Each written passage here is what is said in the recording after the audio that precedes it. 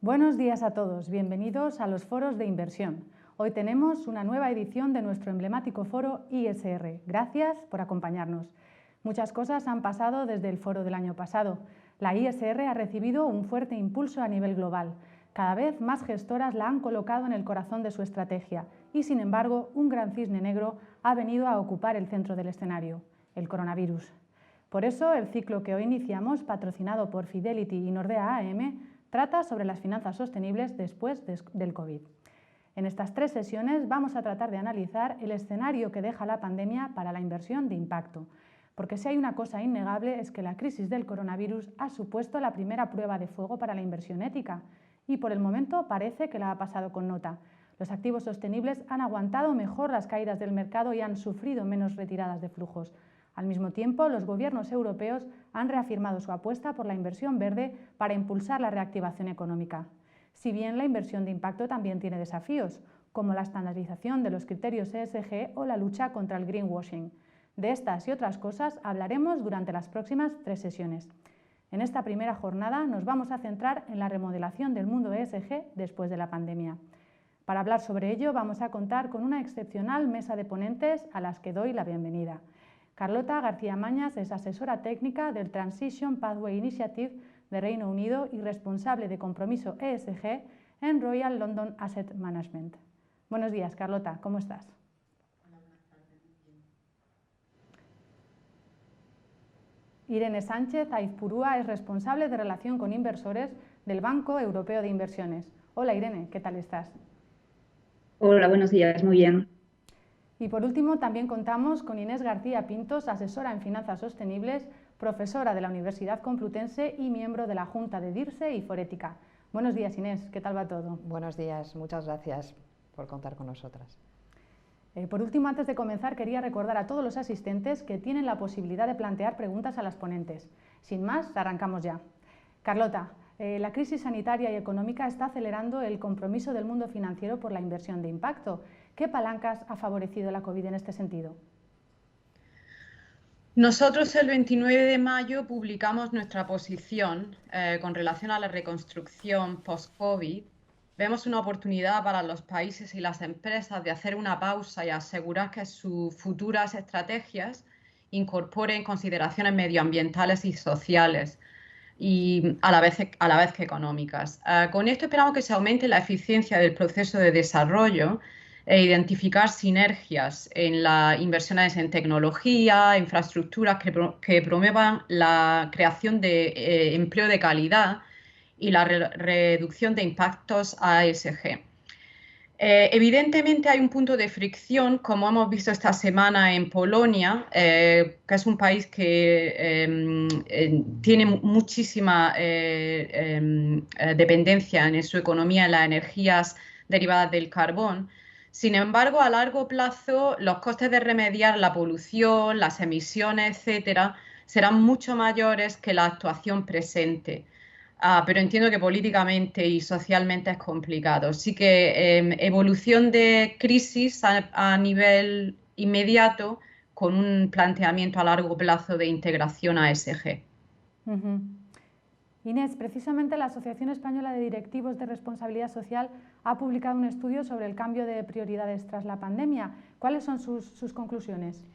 Pues efectivamente, el lunes pasado publicamos este informe que hemos elaborado en base a encuestas a nuestros socios y también con la colaboración de EY.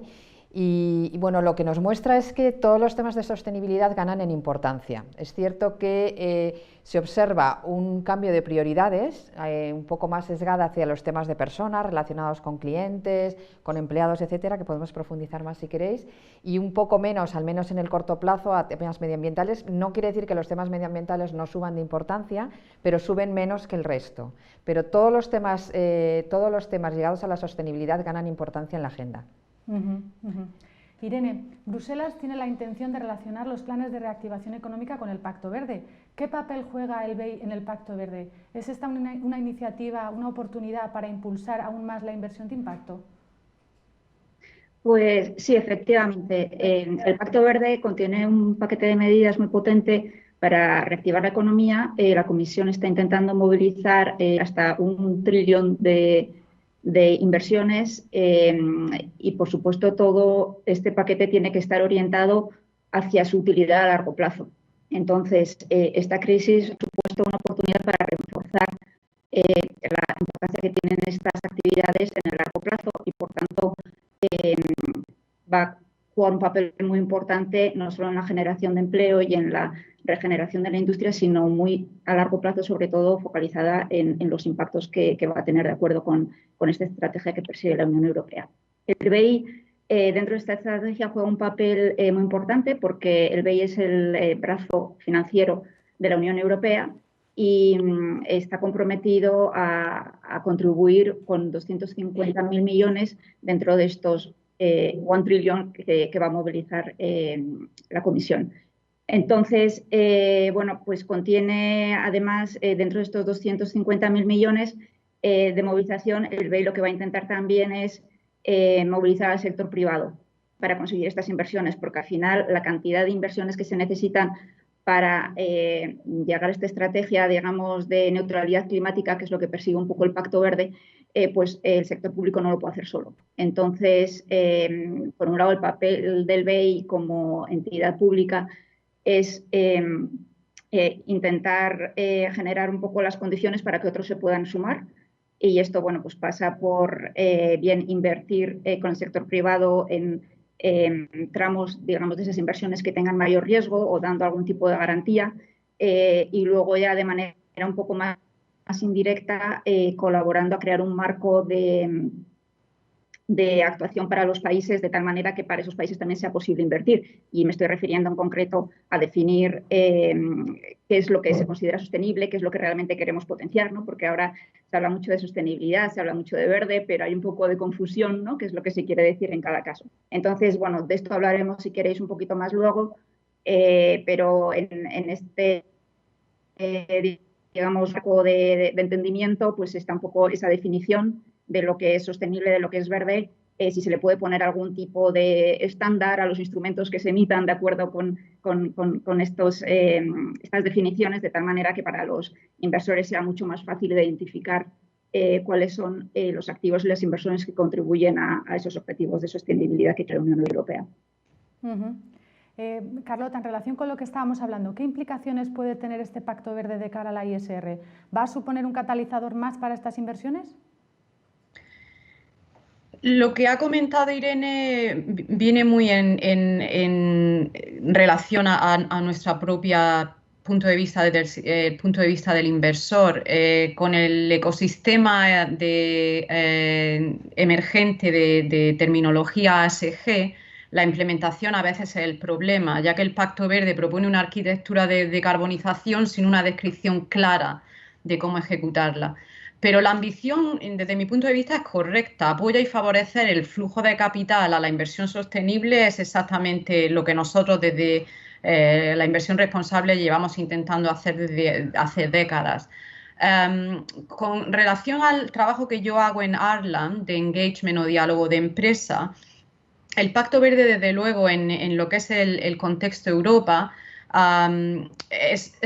apoya la actividad que nosotros queremos hacer, apoya el diálogo de empresa, establece también un marco regulatorio que ha sido uno de los puntos débiles en el engagement sobre cambio climático debido a la discrepancia entre el Pacto de París y los objetivos que los países y regiones se habían marcado a través de las contribuciones determinadas nacionalmente o en inglés National Determined Contributions. Así que realmente como arquitectura detrás del engagement, bien, porque necesitamos un poco más de dirección en el sentido de, sabemos como la del destino, pero es más como definir esa hoja de ruta. Irene, Bruselas también tiene mucho que decir precisamente en lo que hemos hablado, en la redefinición de los criterios ISR. Por ejemplo, la Comisión prepara un estándar para los bonos verdes y para los índices de sostenibilidad. ¿Cómo está posicionado el BEI en el ámbito de los bonos verdes? ¿Con qué instrumentos cuenta para atender la llamada financiación verde? Sí, pues bueno, el BEI está involucrado digamos, en varios niveles. Uno sería como emisor de esos propios bonos verdes.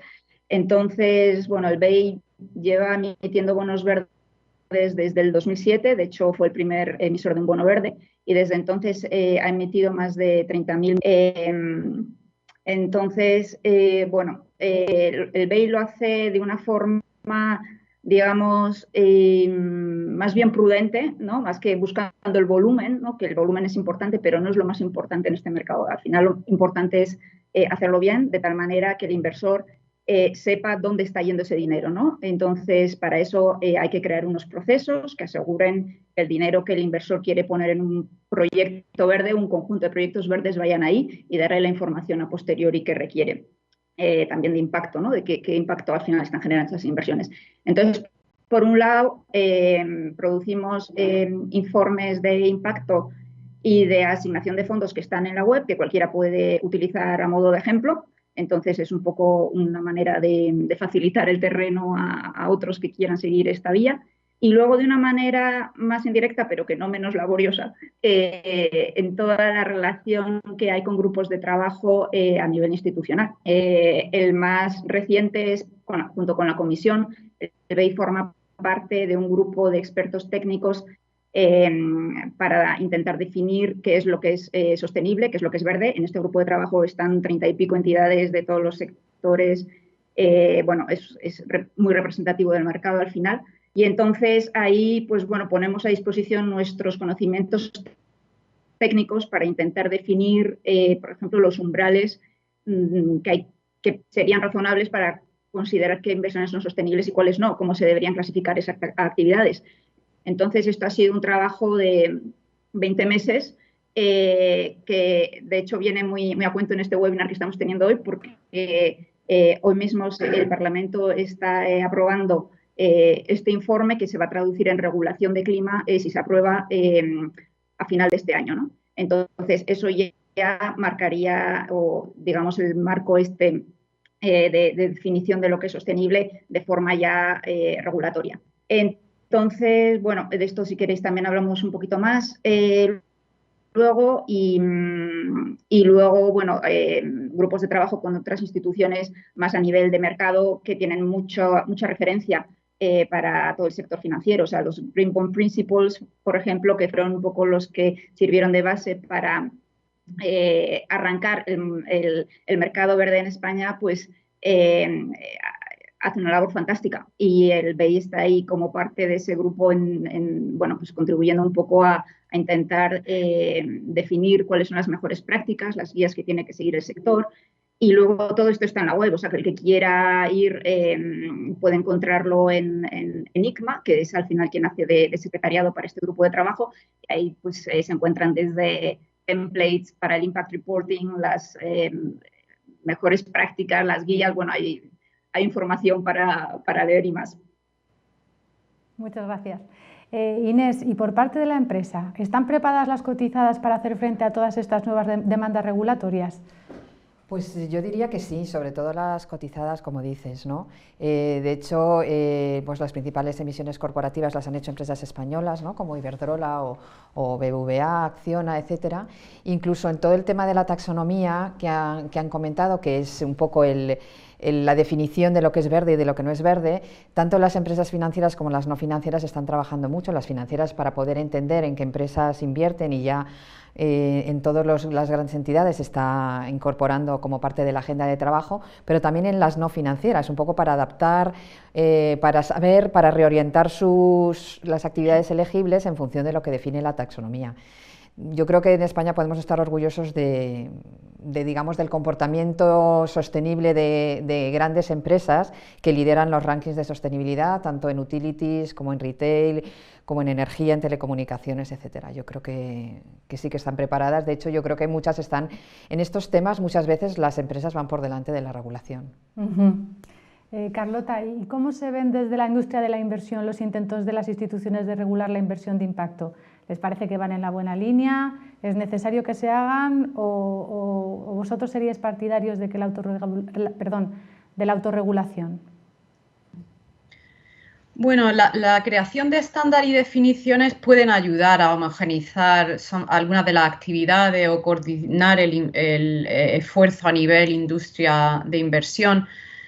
Yo particularmente lo encuentro interesante para la educación y selección de productos y servicios, particularmente para el inversor individual. Ese es un área que nosotros vemos que está un poco detrás del inversión institucional. Así que si ese marco puede ayudar al pequeño inversor a decidir y a entender los impactos que sus ahorros y sus inversiones van a tener, me parece interesante. Um, un elemento importante a tener en cuenta es si este tipo de estándares se utilizan a nivel marketing o a nivel inversión. Como habéis comentado antes, el tema del greenwashing, si realmente esto va a considerar creación de productos y servicios que tengan un impacto en la economía real.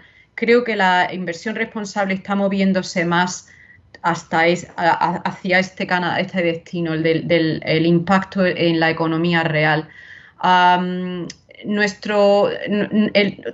hay que tener en cuenta en este sentido que muchas veces los estándares, el rellenar un cuestionario o evaluar un fondo con una etiqueta verde, a veces puede estar un poco separado con el impacto real que muchas veces el inversor, invirtiendo gran cantidad de esfuerzo y recursos, lleva a cabo a través de nuestras actividades de voto y de diálogo de empresa. Entonces, me parecen bien los estándares, pero siempre vinculándolos asegurándose de que están muy asociados con el impacto en la economía real. Quería preguntarte otra vez por la regulación que acabas de comentar que está pasando por el Parlamento Europeo. ¿Nos puedes especificar un poco más en qué va a consistir, qué va a cambiar después de esta regulación? Sí, bueno, pues la regulación de la taxonomía al final lo que va a hacer es aprobar esta clasificación de actividades sostenibles, que por decirlo de una manera muy simplificada, si lo queremos ver como una especie de matriz, ¿no? En la que tenemos en un lado pues, las actividades que se han considerado que son hasta 170 casi, y luego una serie de objetivos de sostenibilidad que la Comisión ya había definido, pues, por ejemplo, el cambio climático, la protección de la biodiversidad, la economía circular, es decir, y luego cómo cada actividad contribuye a ese objetivo y con cuáles son los umbrales que tienen que, máximos, digamos, o los umbrales que tienen que acordarse para que esa actividad contribuya a ese objetivo, ¿no? Entonces, lo podemos ver como una especie de matriz en sentido más simplificado. El documento en sí es bastante largo, pero está muy detallado, que es al final lo que los inversores quieren, ¿no? Para poder encajar su actividad en concreto dentro de toda esa lista. Entonces, ¿qué es lo que va a cambiar? Pues primero que tendremos claridad, tendremos transparencia. Cuando una actividad de generación se diga que es verde, que no es verde, pues sabremos exactamente a qué se está definiendo. Y sobre todo, bueno, pues va a ayudar tanto pues, a los inversores que, bueno, tendrán que seguir haciendo su trabajo de investigación, pero tendrán desde luego una base de referencia mucho más clara. Va a ayudar también a todos los verificadores de este tipo de impactos que existen. Entonces, al final para ellos, pues también es menor riesgo reputacional, porque hasta ahora estaban haciendo todo este trabajo un poco intentando homogeneizarlo, toda la información que había en el mercado, y ahora por lo menos van a tener una base de comparación muy clara. Y luego, lo que también querría decir, o sea, al final es una regulación, bueno, dos cosas. Por un lado, no es una regulación estática, o sea, lo que se define ahora no es que quede ahí fijado para siempre, sino que la Comisión establece una serie de revisiones, que son durante 3 años se revisa esta taxonomía para las actividades que se han considerado más en transición y durante 5 años para el resto, con lo cual, bueno, pues progresos que se hagan en distintas tecnologías se pueden ir incorporando en esta taxonomía, y al final, pues actividades que hoy se puedan considerar que no son sostenibles en un futuro puedan llegar a serlo. Y luego, por otro lado, que no es una regulación, digamos, que venga impuesta de Bruselas, sino que, como hemos dicho antes, está construida por el mercado. Ha venido de abajo arriba con este grupo de 30 y pico entidades de todos los sectores que durante 20 meses pues, han estado poniendo todo su conocimiento en muchas sesiones de trabajo. Entonces, yo creo que esto le da legitimidad, le da aceptación. Yo diría, la primera taxonomía de este nivel que existe en el mundo. Por ponerlo ya un contexto más global, existe, digamos, el otro gran emisor de bonos verdes es China, y ellos lo han hecho al revés, han empezado de arriba abajo con la regulación, la han definido primero y luego, bueno, pues han tenido esa claridad desde el principio, con sus ventajas y sus inconvenientes. En Europa ha sido al revés y va a ser una clara referencia no solo para emisores de bonos en Europa, sino que para todo el mundo también. Inés, volviendo a hablar de las empresas españolas, has comentado antes que han hecho los deberes, pero ¿en qué ámbito se puede avanzar más? ¿En la parte corporativa, social, ambiental? Estamos hablando mucho de lo verde, pero ¿qué pasa con la parte corporativa? ¿Qué pasa con la parte social? ¿Cómo es la situación en España y en empresas de otras partes de Europa? Bueno, yo creo que la pandemia ha cambiado bastante las prioridades, ¿no? El tema ambiental estaba en los primeros lugares de la agenda hasta febrero, marzo de este año, ¿no?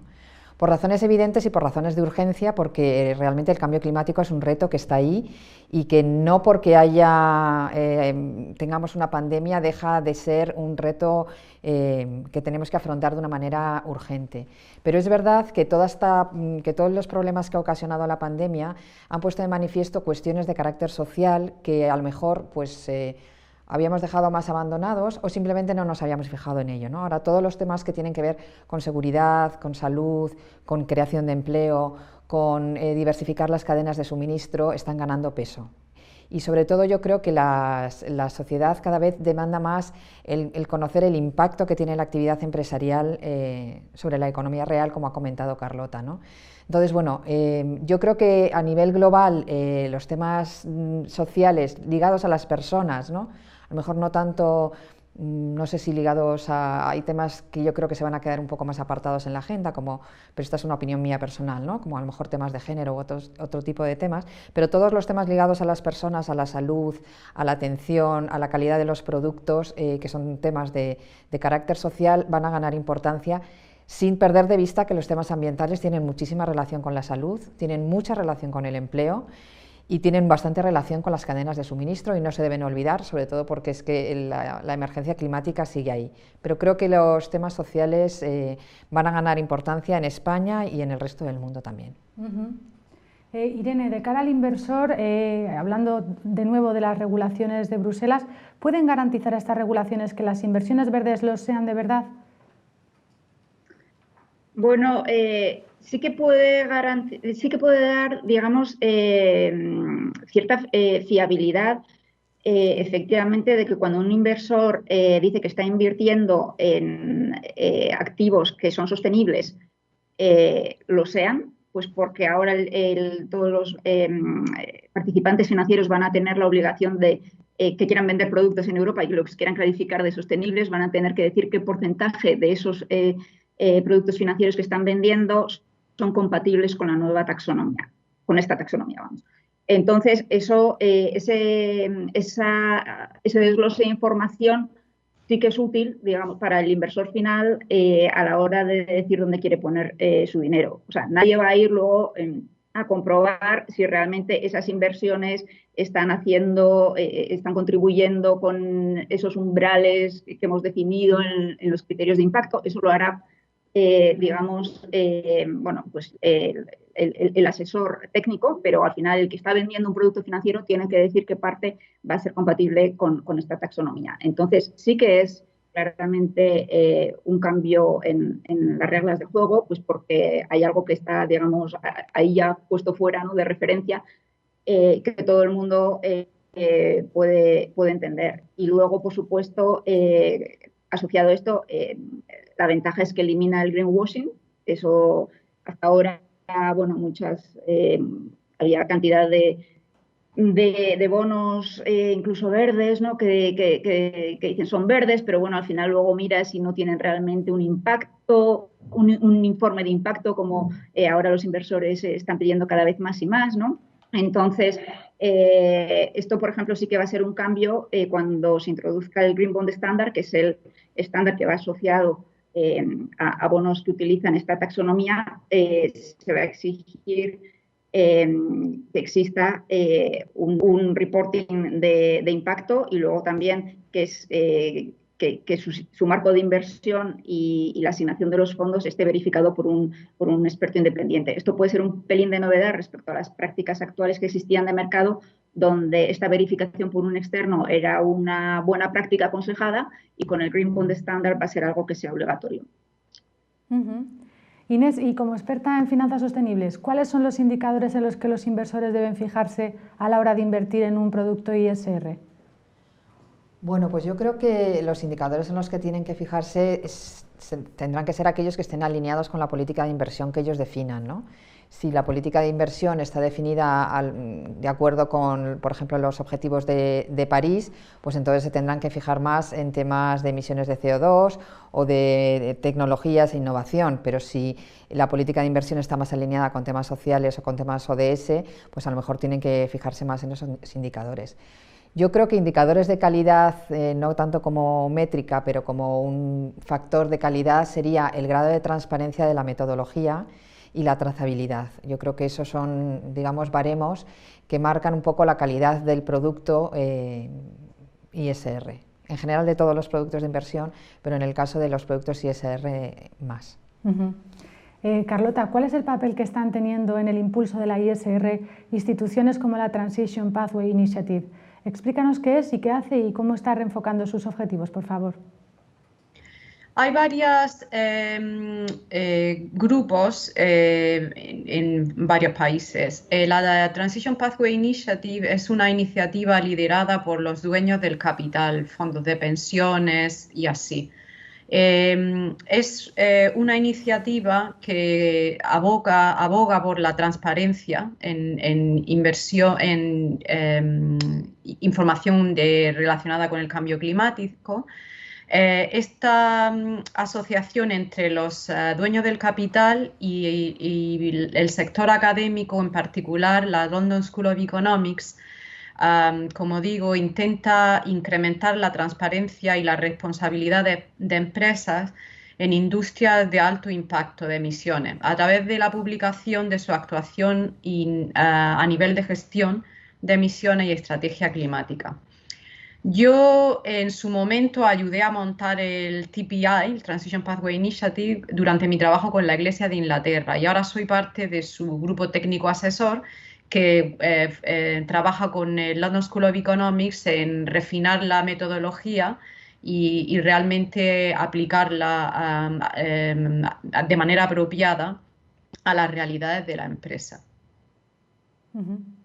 Inés, ¿qué beneficios tiene para las empresas incorporar los criterios de RSC? Hay estudios que lo relacionan con un mejor resultado financiero y más rentabilidad incluso para los inversores. Bueno, pues qué beneficios tienen los criterios de sostenibilidad para las empresas es, digamos, el core de toda la discusión que estamos teniendo, ¿no?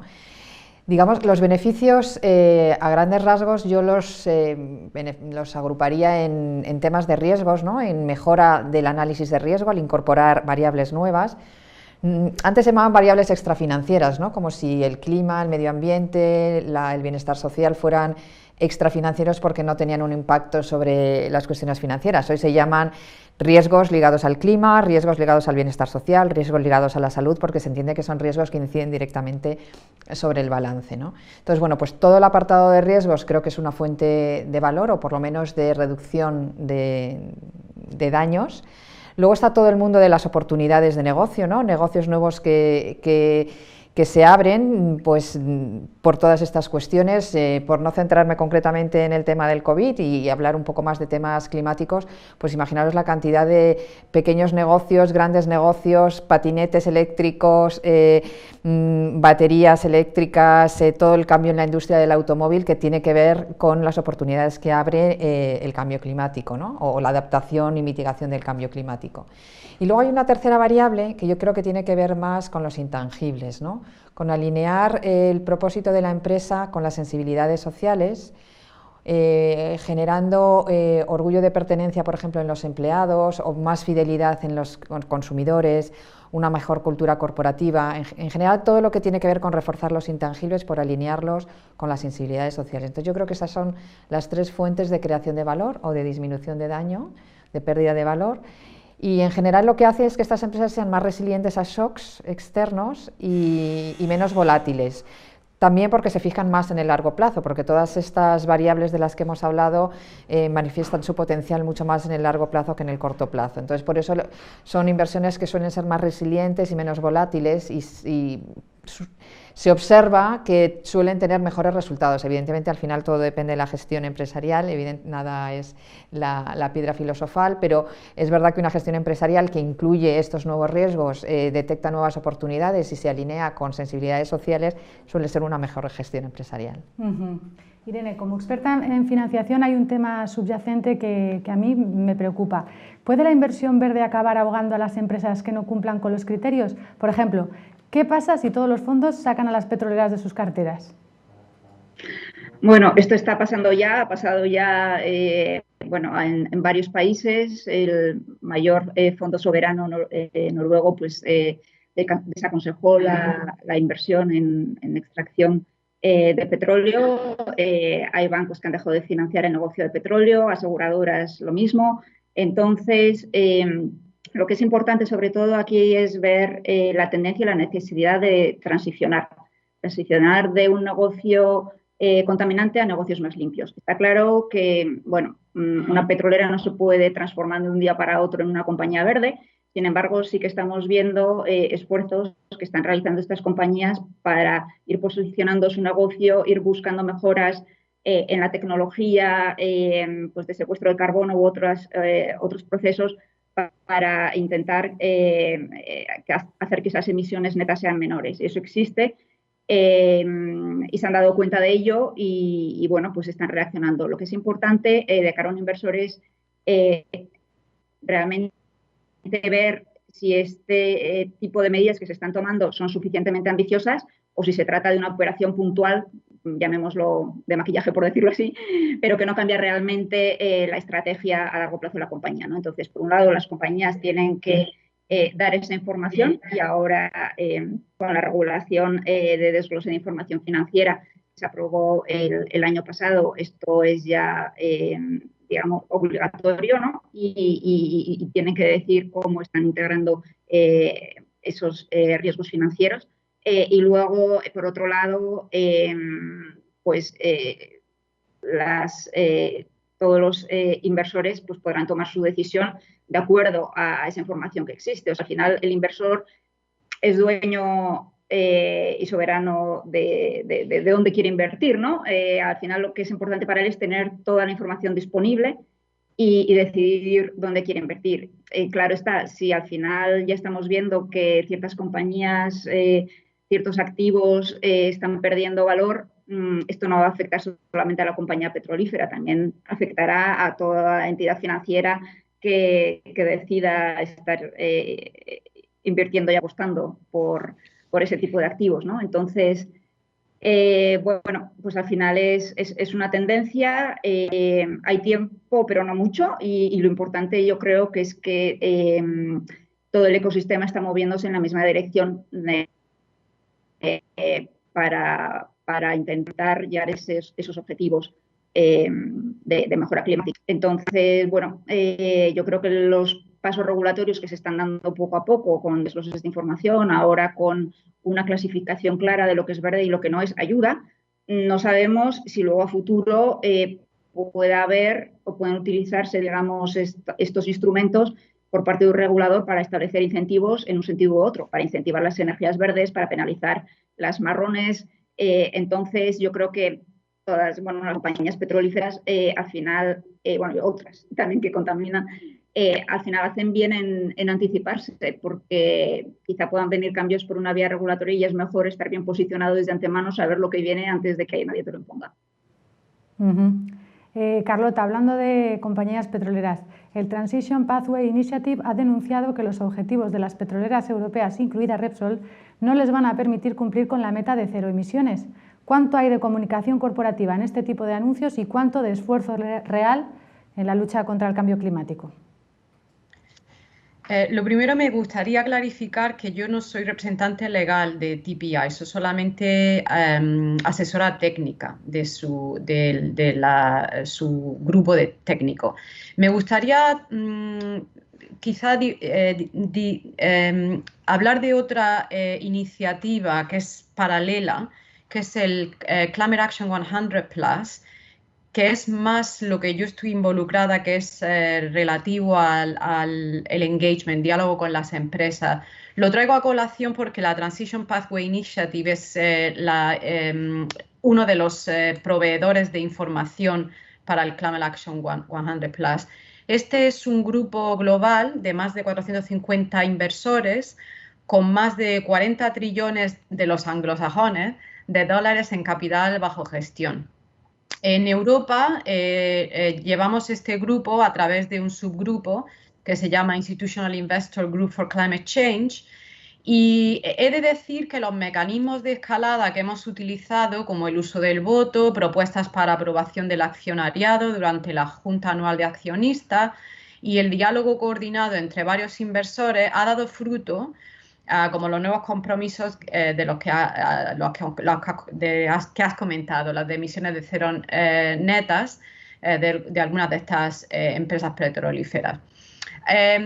Así que desde el punto de vista de analizar la información que TPI ha publicado, como has comentado, María, al respecto, mi interpretación es que TPI estima que las petroleras europeas han hecho más progreso en términos de objetivos que sus homólogos en otras regiones, como en Estados Unidos, en Latinoamérica, etcétera.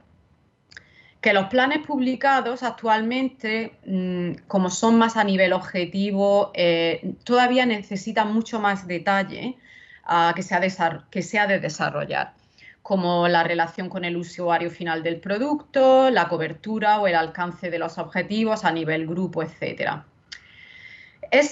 Es bastante real que la evaluación de la transición energética con relación a los objetivos de París es muy complicada, porque requiere un equilibrio delicado entre los compromisos contra el cambio climático, la expectativa del inversor de recibir dividendos y la prudencia de inversión y de endeudamiento de la empresa. Pero en conclusión, entre los compromisos publicados de las empresas, el desarrollo de las metodologías y la mejora en la transparencia, personalmente pienso que los inversores estamos accediendo a información de más calidad que podemos incorporar en nuestras decisiones de inversión. Así que el trabajo no está acabado, pero me parece que es como el trayecto va en la dirección correcta. Inés, best in class, exclusiones, ¿qué estrategias crees que van a imponerse sobre las demás? Bueno, yo creo que las estrategias que se están imponiendo son aquellas que no reducen el universo de inversión, como pueden ser, por ejemplo, las best in class o las exclusiones, ¿no?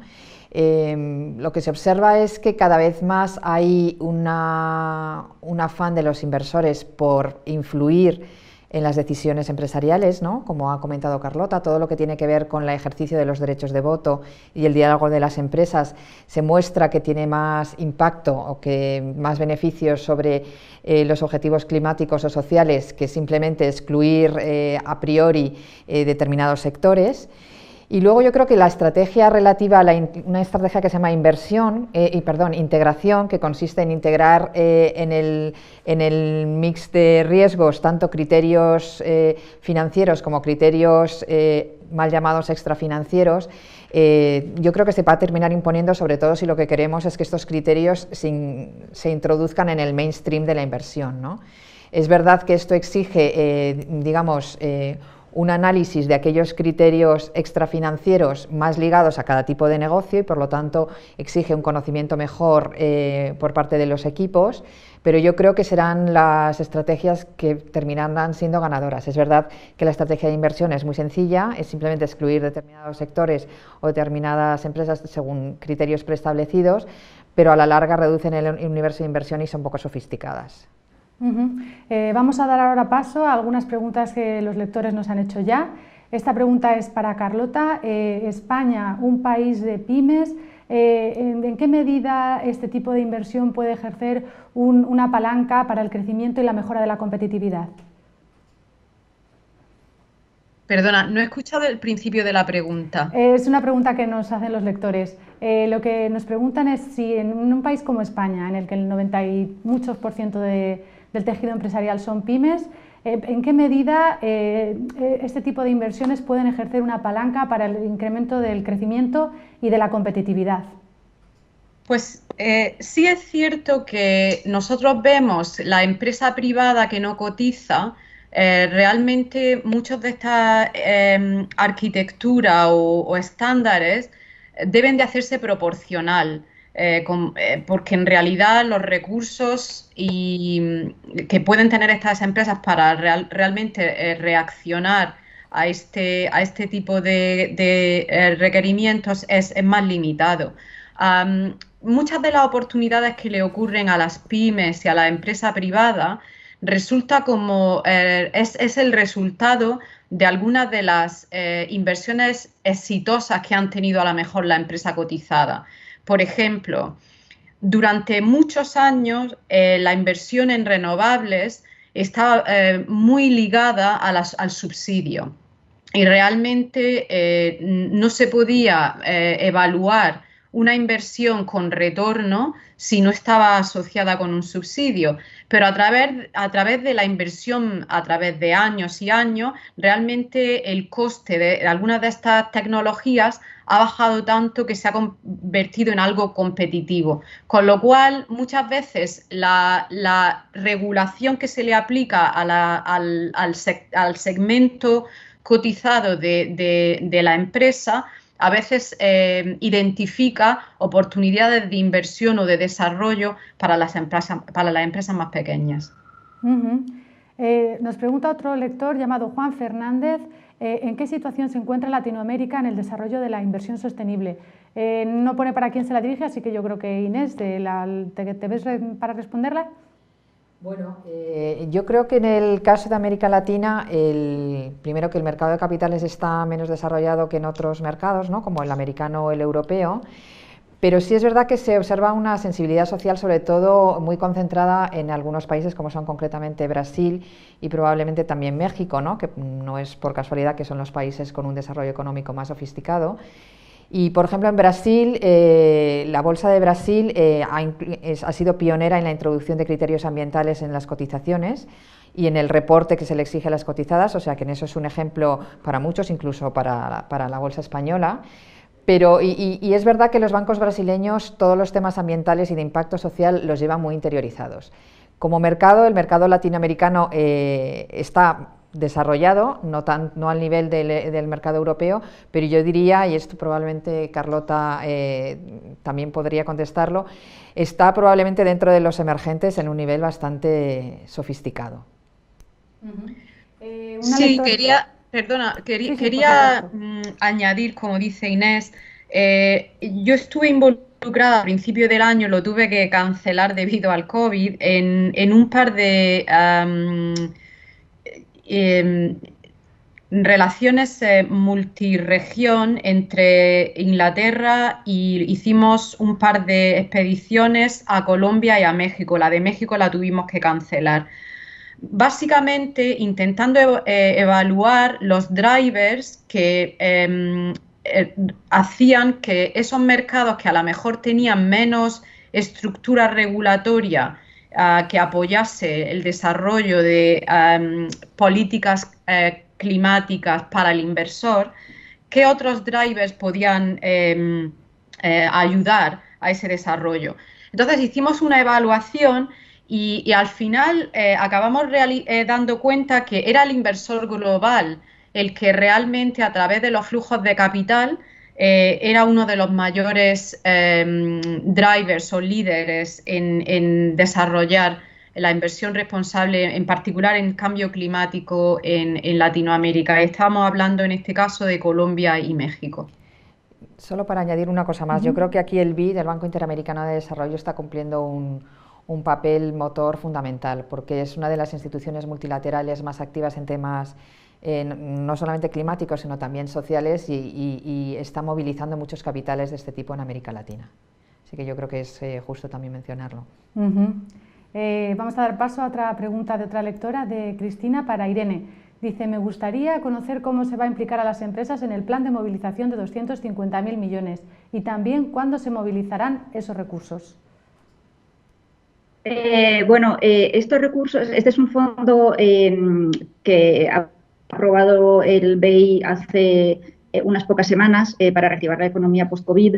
Entonces, la movilización de todos estos fondos va a empezar, digamos, de manera ya inmediata y tiene un plan de vida esperado de aquí hasta final del año que viene, hasta final del año 2021. Entonces, esto está muy bien porque lo que hemos querido con este fondo, que cuenta con la garantía por detrás de los Estados miembros de la Unión Europea, pues es sobre todo tener agilidad para poner en marcha los instrumentos que las empresas que lo necesitan, que están afectadas por esta crisis, pues puedan reaccionar de manera inmediata. Entonces, está pensado precisamente para esto, a través de las entidades. Es un programa que, bueno, el BEI luego colabora en cada país con distintas entidades de promoción, ¿no? Pues en España está el ICO, en fin, y hay muchas otras, y este es un instrumento que puede ser utilizado, pues ya le digo, desde ya hasta en principio diciembre del año 2021.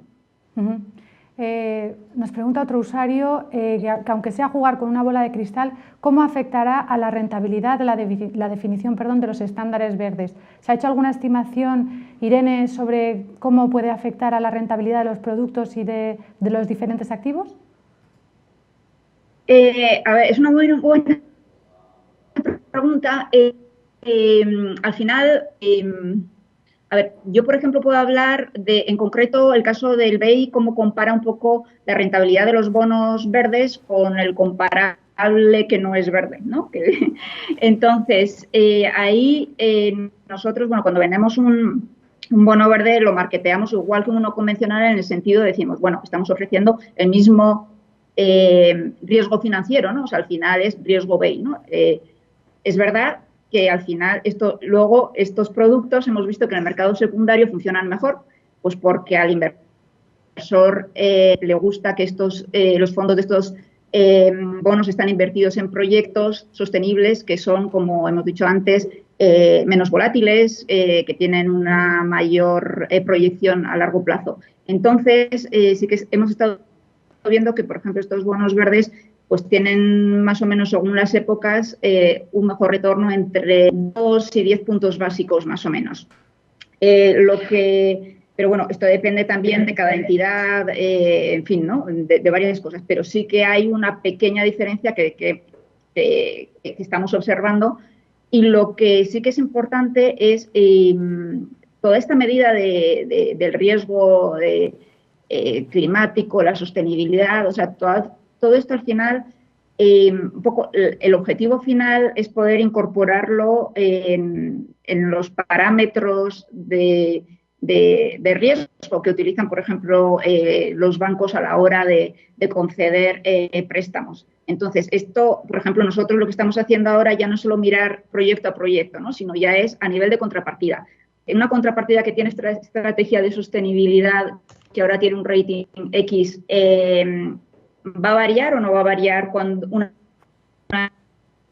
condición de cómo es esa estrategia, de qué riesgos climáticos tienen o no? Entonces, estamos diseñando una manera de recabar esa información y ver si tenemos que ajustar el rating de esa contrapartida o no. Entonces, una vez de que todas, o esto un poco, los bancos en general y las compañías de seguros y demás lleguen a traducir esas medidas de impacto en riesgo financiero que requieren a los productos, eso sí que va a cambiar, digamos, el diferencial que existe entre un tipo de inversiones y otros. Entonces, bueno, estamos todavía en una fase un poco de recopilación, ¿no? de datos, pero la tendencia va un poco a poder traducir el impacto en riesgo financiero.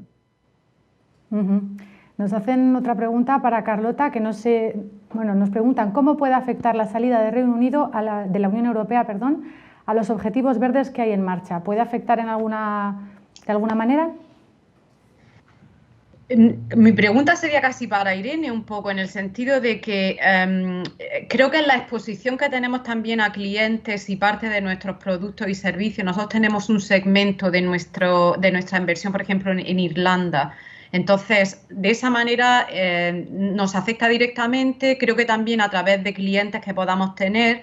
En general, Arlam estamos manteniendo como un ojo en ambos, en la región de Europa y también en el Reino Unido, porque el Reino Unido tiene su propia estrategia que lanzó el año pasado como parte de su estrategia del net cero emisiones. Entonces, un montón de productos, estrategias, estructuras y arquitecturas de política se pondrán en el Reino Unido de manera individual. Pero nosotros como empresa de inversión estamos manteniendo esa evaluación de cómo afecta la estructura a nuestros clientes y a nuestros productos. Sí, bueno, por nuestro lado, realmente, bueno, la salida del Reino Unido no afecta en cuanto a los compromisos que tiene el Banco de Sostenibilidad.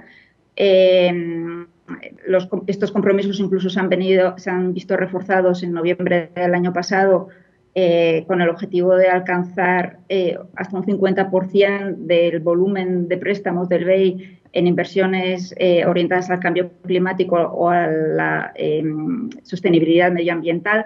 Y bueno, esto es un conjunto de préstamos, digamos, del BEI que van un 90% a la Unión Europea y un 10% fuera.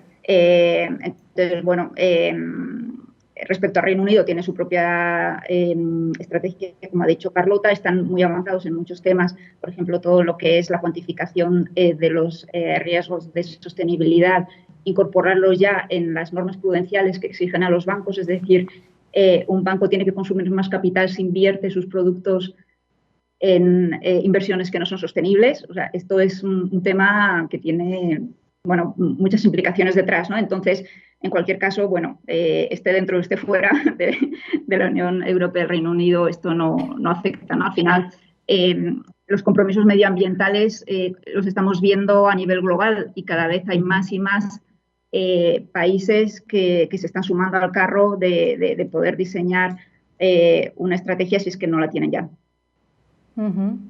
Y ya para terminar, planteo yo una pregunta así un poco más distendida, y es que, dado que somos 4 mujeres en esta mesa y que es tan difícil encontrar un foro sin hombres, yo me pregunto, ¿tienen más sensibilidad hacia la ISR las mujeres o es pura coincidencia? Inés. Bueno, yo que me declaro feminista convencida, lo digo a priori, no soy muy partidaria de pensar que las mujeres son de una manera y los hombres son de otra, porque eso yo creo que invalidaría la personalidad de cada uno de nosotros, ¿no? Así que no creo que tengamos una sensibilidad especial. Yo creo que hay mujeres estupendas en ámbitos financieros y en otros ámbitos, mujeres no nada estupendas en ámbitos financieros, hombres estupendos. La cuestión es todo un tema de visibilidad y de oportunidades. No sé si hay evidencia científica que dice que las mujeres somos más sensibles para unas cosas o para otras.